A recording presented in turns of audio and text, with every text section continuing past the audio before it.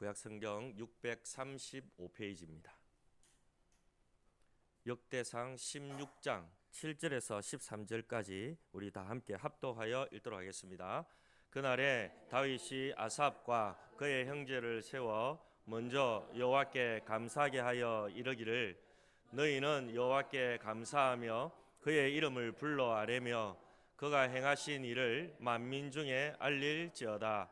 그에게 노래하며 그를 찬양하고 그의 모든 기사를 전할지어다. 그의 성호를 자랑하라. 여호와를 구하는 자마다 마음이 즐거울지로다. 여호와와 그의 능력을 구할지어다. 항상 그의 얼굴을 찾을지어다. 그의 종 이스라엘의 후손 곧 택하신 야곱의 자손 너희는 그의 행하신 기사와 그의 이적과 그의 입의 법도를 기억할지어다. 아멘. 오늘도 거룩하고 복된 주일 예배자리에 나오신 성도님 사랑하며 축복합니다. 우리 앞뒤 좌우로 인사 나누겠습니다. 사랑합니다. 축복합니다.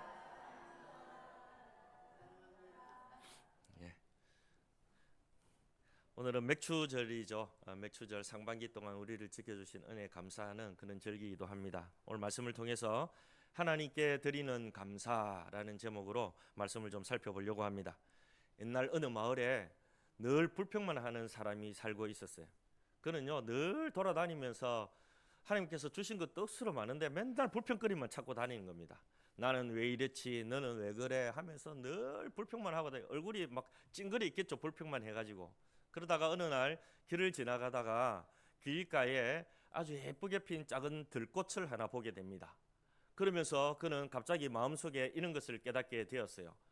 야, 저 아무도 돌보지 않는데 하나님께서 비를 주고 햇볕을 줘서 저렇게 아름답게 작은 꽃을 피우게 하셨구나 라는 것을 문득 깨닫게 됩니다. 그리고 마음속에 이런 고백을 하게 돼요. 아, 그렇구나. 내가 왜 이렇게 불평만 하고 다녔지? 나의 작은 것이지만 하나님이 나에게 주신 것이 너무너무 많은데 우리 가족도 있고 내가 호흡하며 살아가기도 하고 하루하루 이렇게 건강하게 살아가고 있는데 왜 나는 불평만 하고 살았지라고 마음속으로 크게 깨달았다고 합니다. 그리고 그 다음 날부터는 계속해서 불평 대신에 감사를 하면서 살아갔대요. 그래서 이 사람은요 삶이 완전히 바뀌어버리는, 얼굴도 바뀌어버리고 삶도 바뀌어버리는 그런 일이 있었다고 합니다. 이 이야기는 우리에게 마음가짐을 얘기하고 있죠.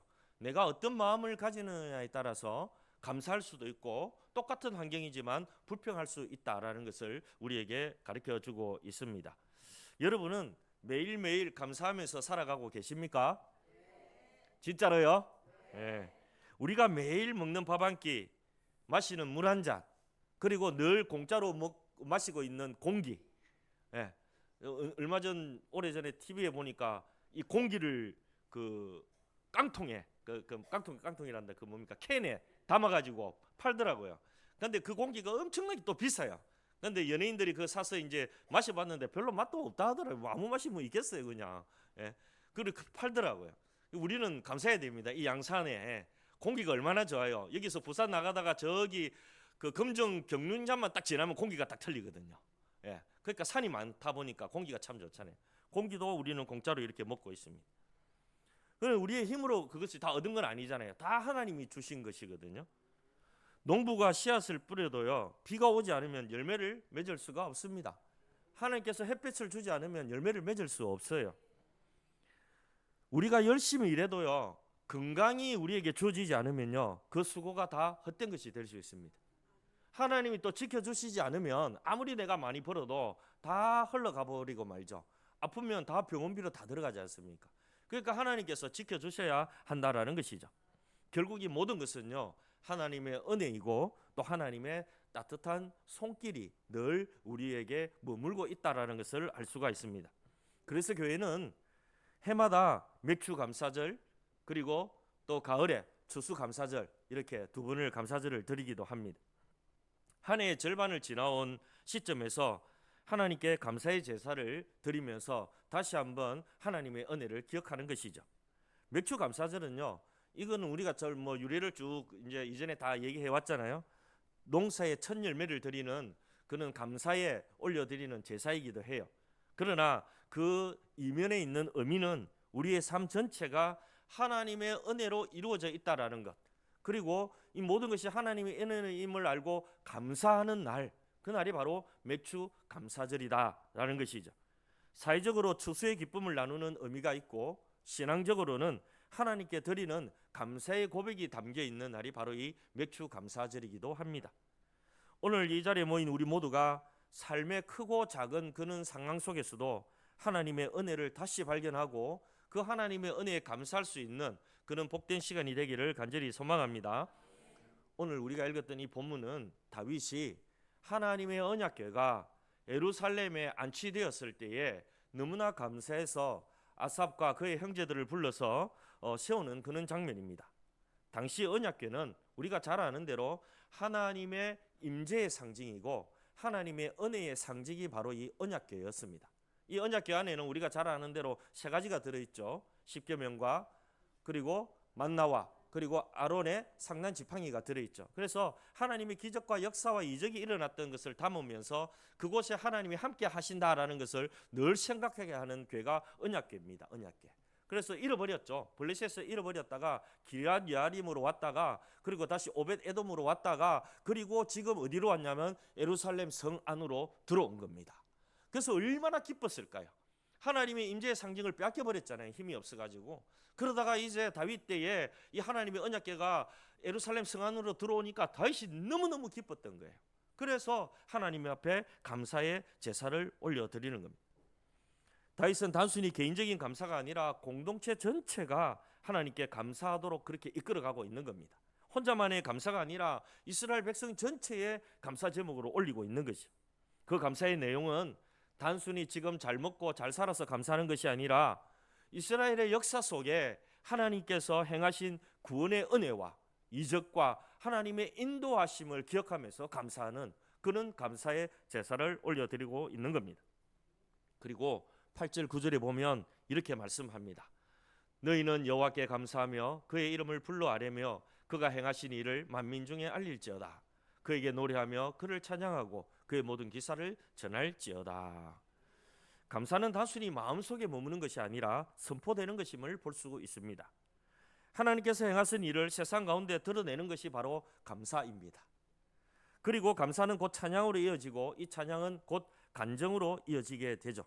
결국 오늘 본문이 우리에게 메시지를 전하고 있는 것은 감사는 기억에서 시작되고 찬양으로 그리고 선포하면서 완성된다라는 것을 우리에게 말씀하고 있습니다. 그렇다면 오늘 우리의 삶 속에 우리는 무엇을 기억하고 있었습니까? 여러분은 무엇을 기억하고 있습니까? 혹시 아픈 일과 그리고 힘든 일만 기억하고 있지는 않으신지요? 아니면 하나님께서 나에게 베푸신 은혜에 그 구원의 손길을 날마다 기억하면서 감사하고 있는지요? 맥주 감사절은 우리에게 이렇게 묻습니다. 당신은 지금까지의 삶 속에서 하나님의 은혜를 어떻게 기억하고 있습니까? 그 은혜를 찬양으로 드리고 있습니까? 그 감사의 고백을 세상 가운데 선포하고 있습니까? 라고 우리에게 묻고 있습니다. 오늘 본문은 분명히 우리에게 말합니다. 감사는 단순한 감정이 아니라 바로 하나님을 향한 신앙의 고백이다라는 겁니다. 한번 따라합시다. 감사는 하나님을 향한 나의 고백입니다. 그렇습니다. 이제 우리는 본문으로 들어가서 다윗이 드린 이 감사의 고백을 통해 맥주 감사절의 참된 의미를 함께 나눠보고 여러분 모두가 은혜를 기억하고 그리고 그 은혜를 찬양하고 그리고 이 세상에 선포하는 은혜가 있기를 축복합니다.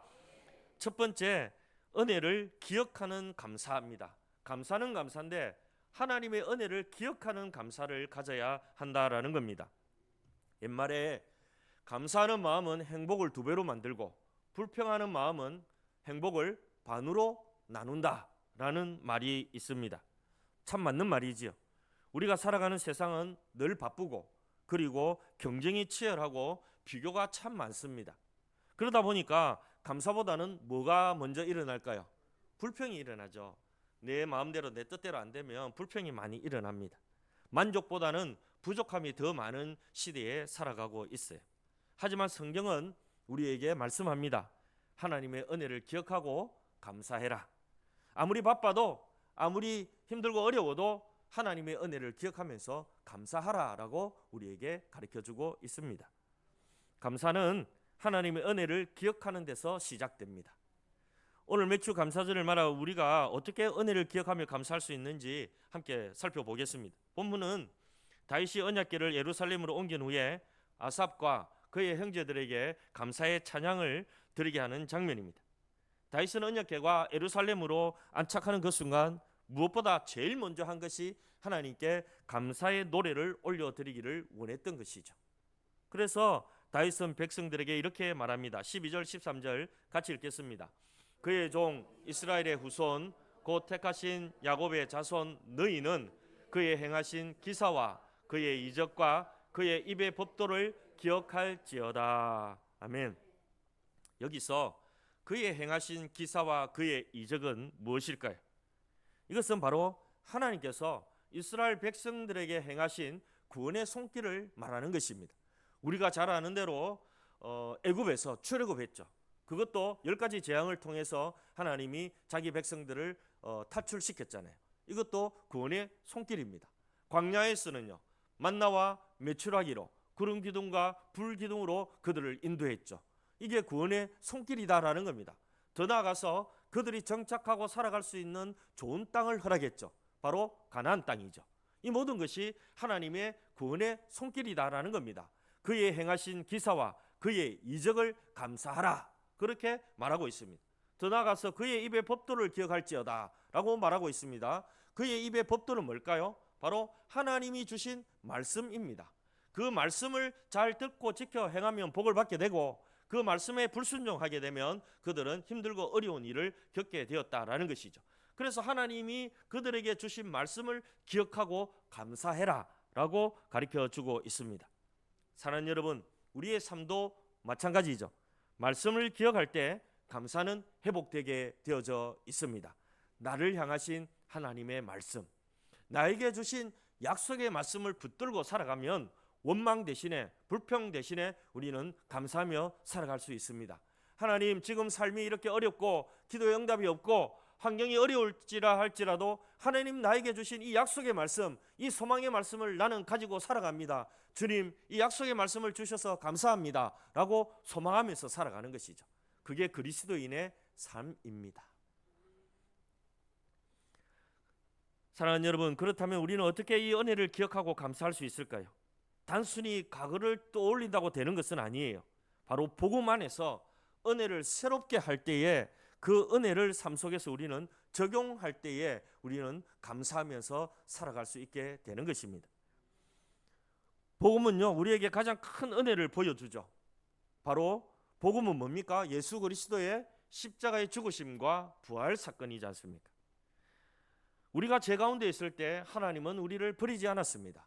오히려 자기 아들을 이 땅에 보내어서 십자가에 죽기까지 하시면서 우리를 살리셨어요. 그리고 3일 만에 부활하셔가지고 우리에게 영원한 생명을 주셨습니다. 이것은요, 아무나 받는 것이 아니잖아요.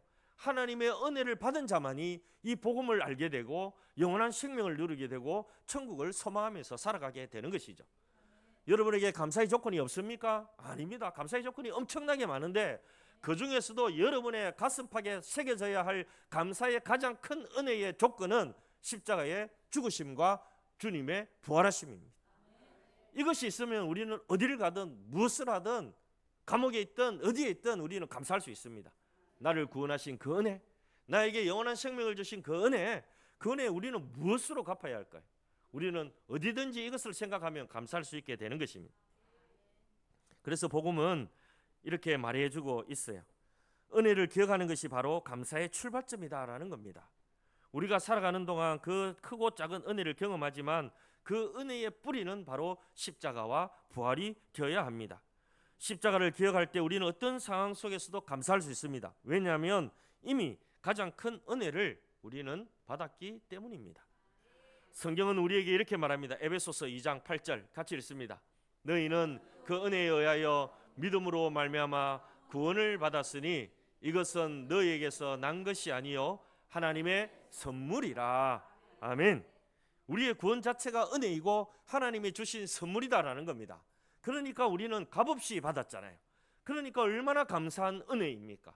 그러니까 날마다 우리는 감사해야 되겠죠. 여러분, 세상 살아가면서 조그만 은혜만 받아도 우리는 늘 감사하지 않습니까? 누가 나를 뭐를 줘도, 또 누가 나를 도와줘도 감사합니다, 감사합니다 하지 않습니까? 그런데요, 하나님이 자기 아들까지 죽이기까지 하시면서 우리의 죄의 문제를 해결하시기 위하여 아들까지 내어주신 이 은혜는요, 그 무엇으로도 우리는 갚을 수 없는, 그 무엇으로도 우리는 해결할 수 없는 그런 감사예요.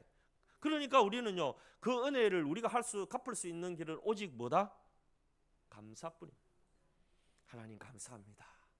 나 같은 자를 살리기 위하여, 나 같은 죄인 살리기 위하여 당신의 아들까지 이 땅에 보내 주기까지 하시면서 나를 살리셨군요.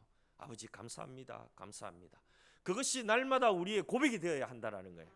그게 신앙이다라는 겁니다. 여러분은 어떻습니까? 혹시 잊어버리고 있지는 않습니까? 나를 구원해 주신 그 은혜에 날마다 감사하고 있는지요? 맥주감사절은 단순히 농사의 첫 열매를 드리는 절기뿐만 아니라 복음의 은혜를 다시 기억하고 감사하는 날이 바로 맥주감사절입니다. 사랑하는 여러분, 지금까지 여러분의 삶을 돌아보십시오. 하나님께서 여러분에게 베풀어 주신 은혜가 얼마나 크고 많은지요. 건강을 주신 은혜, 가정을 지켜주신 은혜, 일터에서 함께 하신 은혜, 그리고 무엇보다도 힘들고 어려울 때 눈물로 기도했을 때 함께 하신 그 은혜, 그리고 응답해 주신 그 은혜, 그리고 나와 동행하신 그 은혜, 돌아보면 엄청나게 많은 것이 하나님의 은혜인 것입니다. 맥주감사절은 우리에게 묻습니다. 당신은 지금까지의 삶 속에 하나님의 은혜를 어떻게 기억하고 있습니까? 오늘 이 질문 앞에 서서 우리의 삶을 다시 돌아보면서 나는 이 상반기 동안에 하나님께서 베풀어 주신 은혜를 감사하는 삶이 더 많았는지, 아니면 조그만 것, 부족한 것 때문에 원망하고 불평하며 살았던 것이 많았는지 돌아보면서 이 맥주절을 감사의 날로 바꾸는, 그리고 여러분의 삶이 감사하는 삶으로 복음의 은혜에 감사하여 날마다 감사가 넘치는 은혜가 있기를 주의 이름으로 축복합니다. 두 번째, 오늘 본문을 통해서 다윗이 우리에게 가르쳐주고 있는 것은 찬양과 선포로 드리는 감사입니다. 하나님의 은혜를 기억하는 것도 출발점이지만 더 나아가서 그거에서 끝나는 것이 아니고, 기억에서 끝나는 것이 아니라 찬양과 선포로 드리는 감사가 있어야 한다라는 겁니다. 아주 중요한 부분이죠. 한번 따라합시다. 찬양과 선포로 하나님께 감사를 드립시다.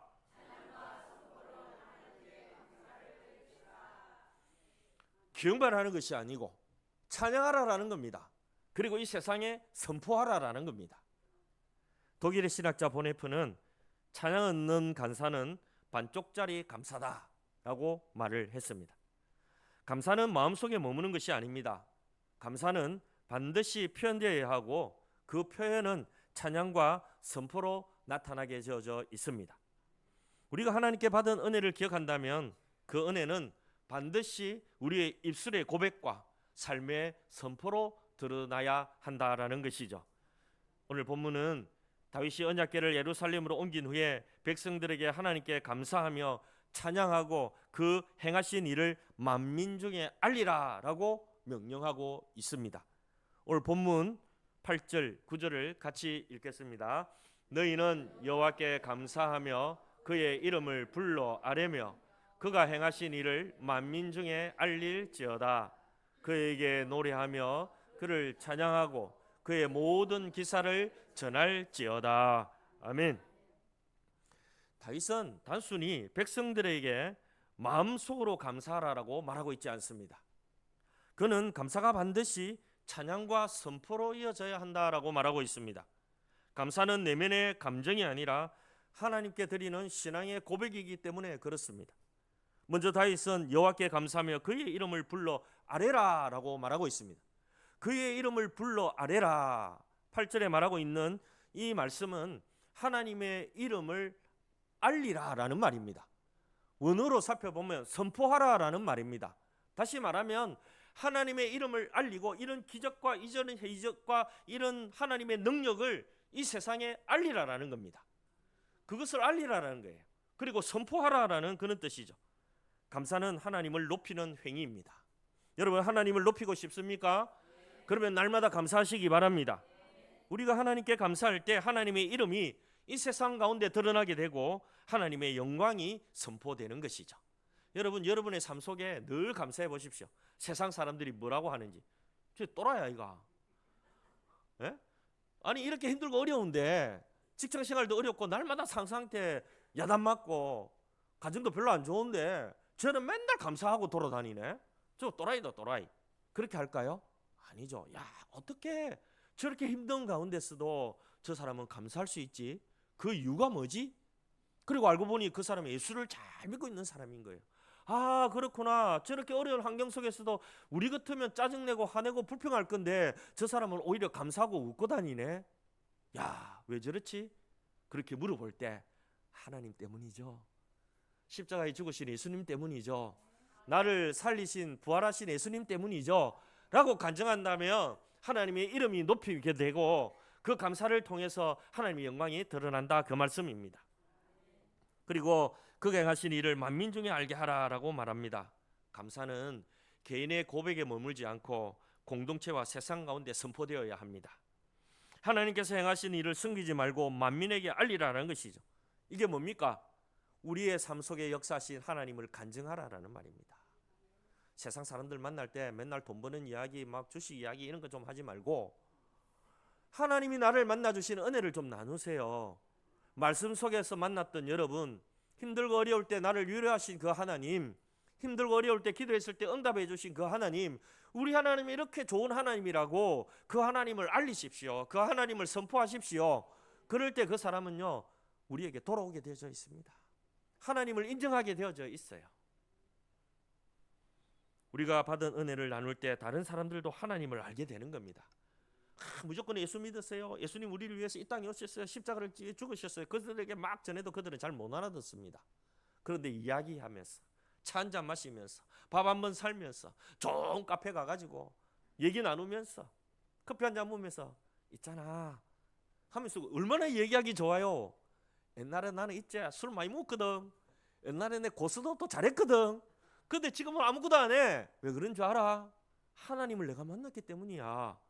그 하나님을 만나니까 그런 즐거움은 아무것도 아니야. 하나님을 날마다 만나니까 말씀 들으니까 너무 좋아. 그분이 나를 살려줘서 라고 간증하면서 서서히 예수님을 전하는 거예요. 내가 만났던 하나님. 혹시 아프다가 나은 분이 계십니까? 그러면 내가 이런 아픔이 있었는데 병원에서도 못 낫는데 하나님이 나를 낮춰주셨어 라고 간증하는 거예요. 그러면요 친구들이 그럴 거예요. 쟤 보니까 도저히 예수 믿을 애가 아닌데 쟤는 정말로 예수 믿기 전에는 험악한 애였는데 내 애들 두드려 패고 돈이나 빼앗은 애인데 지금 보니까 얼굴도 바뀌었고 내한테 밥도 사네. 야 정말 많이 변했네. 술도 안 마시네 이제. 야 밥 먹을 때 기도도 하네. 얘가 왜 이렇게 변했지? 그럴 때 간증하는 거예요. 하나님 만나면 니도 이래 된다. 내처럼 교회 가자 해가 데려오는 겁니다. 이런 간증을 통해서 하나님을 드러내는 거예요. 이게 선포입니다. 선포. 다윗은 또 나아가서 이렇게 얘기해요. 그에게 노래하며 그를 찬양하며 그에게 모든 기사를 전할지어다. 감사는 찬양으로 이어지는 겁니다. 감사의 가장 아름다운 표현이 뭔지 아십니까 여러분? 찬양입니다. 감사의 가장 아름다운 표현은 찬양이에요. 여러분 기분 좋으면 노래합니까 안 합니까? 기분 좋으면 노래해요 안 해요? 세상 노래 많이 부르죠. 요즘 트로트 많잖아요. 트로트 한 번씩 중얼중얼 거리잖아요. 그런데 여러분 입술에 하나님을 향한 찬양이 많이 흘러나와야 돼요. 길을 걷다가 산책을 하다가도 주님을 향한 찬양이 불러요. 저 높은 곳을 향하여 라고 부르고 주의 진리 위에 십자가 공기 부르고 내가 아는 찬양을 막 부르는 겁니다. 제가요 며칠 전에 이제 저는 요즘에 건강 관리를 좀 잘하고 요즘 목사님 얼굴 핸섬하죠. 살이 별로 안 붙었죠. 배도 없어요 요즘에. 그리고 요즘 이제 사각턱이 약간 이게 각이 딱 올라가는데 이제 좀 있으면 좀 더 젊어질 건데 왜 그러냐면 열심히 설교도 준비하지만 열심히 운동도 합니다. 그래서 산책도 하고 달리기도 하고 요즘 요 위에 공원에 그린 공원 참 잘 가꾸어져가 있더라고요. 그래서 밤에 저녁 먹고 한 7시나 8시 돼서 올라가가지고 사람도 별로 없을 때 막 달리고 이렇게 이제 하고 이렇게 내려오면 땀 좀 흘리고 내려오면 기분이 억수로 좋아요. 그런데 저도 모르는 사이에 찬양이 흘러 나오잖아요. 그런데 갑자기 또 휘바람이 슉 나오더라고요. 그래 휘바람 불면서 찬양을 부르면서 내려왔거든요. 얼마나 기분이 좋은지 몰라요. 근데 여러분 매일매일의 삶에 하나님의 은혜를 기억하고 오늘 하루 건강하게 잘 지내고 오늘 하루 아무 일 없이 지내고 하나님의 은혜가 흘러 넘치면 조그만 일에도 감사하게 돼 있겠죠. 누군가가 나를 찾아와서 차 한잔 마실 때도 기쁨이 넘치고 우리 성도들이 찾아와서 또 한 번씩 이렇게 또 얘기 나눌 때도 감사가 넘치고 우리의 삶의 작은 것에서 감사가 넘칠 때 우리 하나님을 찬양하고 선포하게 되어져 있습니다. 여러분의 입술을 한번 돌아보십시오. 상반기 동안에 얼마나 주님을 찬양했습니까? 예배 드릴 때 부르는 찬양 말고요, 삶 속에서 조그만 일에도 찬양하고 조그만 일에도 감사하고 조그만 일에도 기뻐하고 그런 적이 있으십니까? 손꼽을 만큼밖에 없으면 회개하시고 하반기에는 많이 일어나기를 축복합니다. 매일매일 찬양하세요. 매일매일. 감사한 일이 너무 많잖아요. 오늘 본문은 말해요. 감사는 기억에서 시작된다. 그리고 찬양으로 표현된다. 그리고 선포로 완성된다. 그렇게 우리에게 가르쳐주고 있습니다. 그렇다면 왜 감사는 찬양과 선포로 이어져야 할까요? 바로 그 안에는 영적 원리가 담겨있기 때문입니다. 왜 우리가 찬양하고 감사하면서 선포해야 되느냐? 영적 원리가 있는데 그것은 바로 하나님과의 관계를 감사는 새롭게 하기 때문에 그렇습니다. 우리가 하나님께 감사하며 찬양할 때 하나님은요 그 찬양과 감사를 받으시잖아요. 내가 찬양하고 하나님께 감사할 때 하나님 기뻐 받으시거든요. 그러면 하나님 기뻐 받으시고 나는 찬양하고 뭐가 이루어집니까? 커뮤니케이션, 소통이 이루어지잖아요. 하나님과의 뭐가 이루어집니까? 관계가 이루어진다라는 거예요. 시편 22편 3절은 이렇게 말합니다. 같이 읽습니다. 이스라엘의 찬송 중에 계시는 주여 주는 거룩하시나이다. 아멘. 이스라엘의 찬송 중에 계시는 주여. 여러분이 찬양하고 감사하고 감사의 표현의 아름다운 표현은 찬양이라 했잖아요. 하나님 아버지 찬양합니다 하고 하나님을 찬양하고 하나님을 찬양할 때에 그곳에 누가 계신다? 하나님이 함께 계신다라는 거예요. 그래서 집에서 기도가 잘 안 되고 여러 가지 힘들고 어려운 일이 있으면 찬송가 딱 펴세요. 1장부터 여러분 아는 찬송 계속 부르십시오. 부흥회를 하십시오. 일일 부흥회를. 그러면요 살아납니다. 여러분의 영혼이 살아나고 나를 누르고 있는 불평불만이 사라지고 악한 사단들이 떠나가고 내 마음에 평안이 찾아오고 기쁨이 찾아오고 감사가 찾아오고 계속 나올 때까지. 오늘 막 아멘 잘하지만 우리 교회는 돈 주고도 살 수 없는 거 아닙니까? 얼마나 좋은 겁니까? 머리 아픈 것도 떠나가요. 진짜다니까요. 오늘 말씀하잖아요. 이스라엘의 찬송 중에 계신다. 여러분의 찬양 속에 하나님이 함께 하신다는 거예요. 그럴 때 하나님이 함께하면 뭐가 떠나갑니까? 사탄이 떠나가지. 악한 생각들이 다 떠나가죠. 그러니까 열심히 찬양 박수 치면서 막. 저도 힘들고 어려운 일이 있잖아요. 저도 뭐 사람인데 살아가다 보면 여러 가지 일들을 많이 겪게 되죠. 저는 뭐 아침 저녁으로 기도하지만 어쩌다가 기도문이 막히는 것보다는 기도가 잘 안 될 때가 있어요. 그러면요 제가 좋아하는 찬송가를 계속 무한 반복, 눈물 흘릴 때까지, 은혜가 올 때까지 손바닥 치면 박수 치면서 누가 보면 또라이 달 거예요. 그런데 아닙니다. 저는 하나님의 은혜를 속에서 막 들어가고 있는 거예요. 내 생각을 다 벗어버리고 내 감정을 다 벗어버리고 오직 하나님이 나를 완전히 통치하도록 나를 맡기는 겁니다. 혹시 제 방에 찬송 소리 크게 들리거든. 야 목사님 주님과 임재 속에 있구나. 그렇게 생각하십시오. 힘들어서 찬양 부르는 거 아닙니다. 즐거웠어도 부르고요. 기뻤어도 부르고요. 그렇게 합니다. 저는 찬양을. 그러니까 여러분도 그렇게 많이 찬양하시기 바랍니다. 그리고 선포하십시오. 복음의 확장으로 이어지는 거예요. 우리가 하나님의 은혜를 감사하고 찬양하면요 그거는 복음의 선포로 이어집니다. 사도행전 16장에 보면요 바울과 실라가 감옥에 갇힌 사건이 있죠. 복음 전하다가 갇혔잖아요.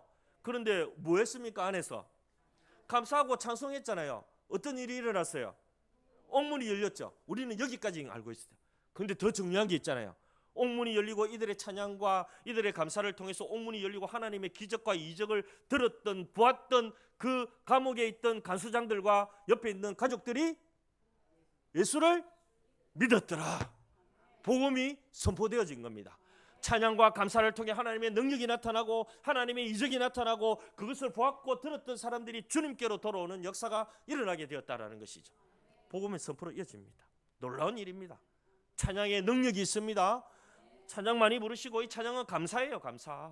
감사를 많이 하십시오. 감사를 많이 하면요, 그 감사가 찬양이 되고 그 찬양이 선포가 되어지면 역사가 일어나게 되어져 있습니다.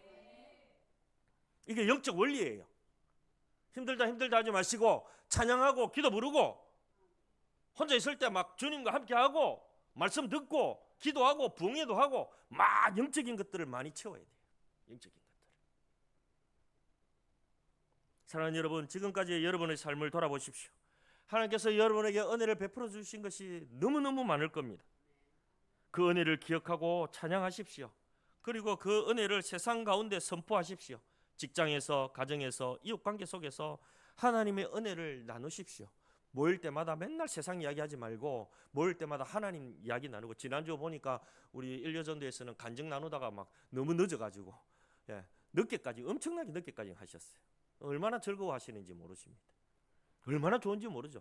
한번 우리 어르신들 간증이 얼마나 많겠어요. 들어보면요 엄청나게 많습니다.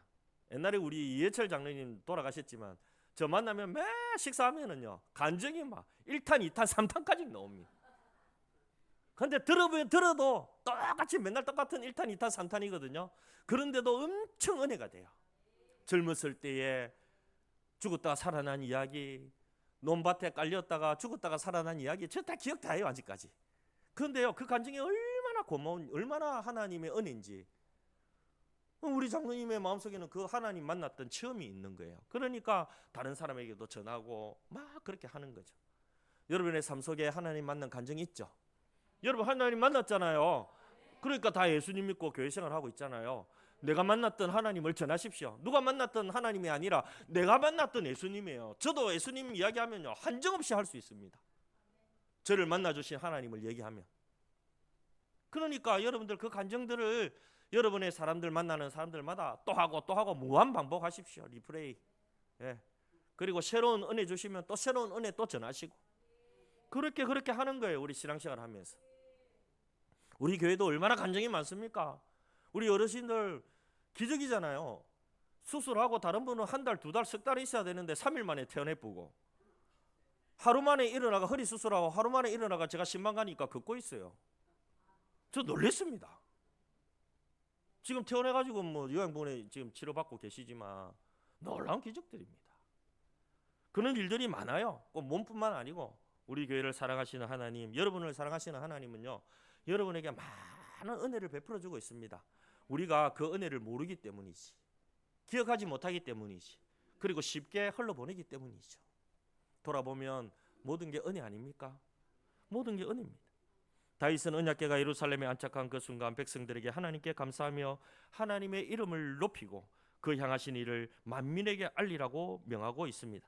이는 단순한 그는 의식이 아니라 공동체 전체가 하나님의 은혜를 기억하고 또 하나님을 찬양하고 세상 가운데 선포하는 삶을 살아가는 도전이기도 합니다. 그러므로 사랑하는 여러분, 여러분의 삶 속에 감사가 회복되기를 축복합니다. 찬양이 회복되기를 축복합니다. 그리고 여러분의 간증이 세상에 흘러가기를 주의 이름으로 축복합니다. 바로 이 맥주 감사절에 우리 매일매일 감사를 해야 되지만, 하나님이 특별히 오늘 말씀을 통해서 다윗이 언약궤가 예루살렘에 돌아왔을 때 얼마나 기뻤으면 아삽과 그의 형제들을 세워서 하나님을 찬양하고 세상 만민에게 알리라고 선포했을까요? 하나님 오늘도 우리에게 말씀합니다. 너희들 제발 이 세상에 나를 좀 알려라. 너에게 베풀어주는 은혜가 많지 않니? 너희들 세상에 나가서 좀 알려. 선포해. 그게 복음 증거예요. 힘들고 어려운 게 아니에요. 만날 때마다 내가 만났던 예수님, 요즘 기도하는 제목들 이루어주신 예수님, 그리고 힘들고 어렵지만 하나님께서 이루어주실 것을 믿고 감사하는 그런 이야기들도 많이 하십시오. 지금은 어렵지만 하나님이 반드시 응답해 줄 거예요 라고 그런 간증들을 많이 하십시오. 그러다 보면 여러분의 입술의 고백을 통해서 하나님의 역사가 일어나고 이적이 일어납니다. 사도 바울과 실라가 감옥에서 나왔던 것처럼 찬양이 흘러넘칠 때 여러분을 매이고 있는 감옥들이 다 풀리고, 여러분의 질병과 가난과 물질의 모든 문제가 풀리고, 여러분의 자녀들의 문제가 풀리고, 여러분의 가정의 문제가 풀리고, 찬양할 때에, 하나님을 선포할 때에, 감사할 때에 이런 기적들이 일어날 줄 믿습니다. 여러분의 가정에, 여러분의 자녀 속에, 여러분의 삶 속에 이런 충만한 은혜가 흘러넘치기를 주의 이름으로 축복합니다. 옆에 분에게 이렇게 얘기합시다. 하나님의 은혜를 기억합시다. 하나님의 은혜를 찬양합시다. 하나님의 은혜를 선포합시다.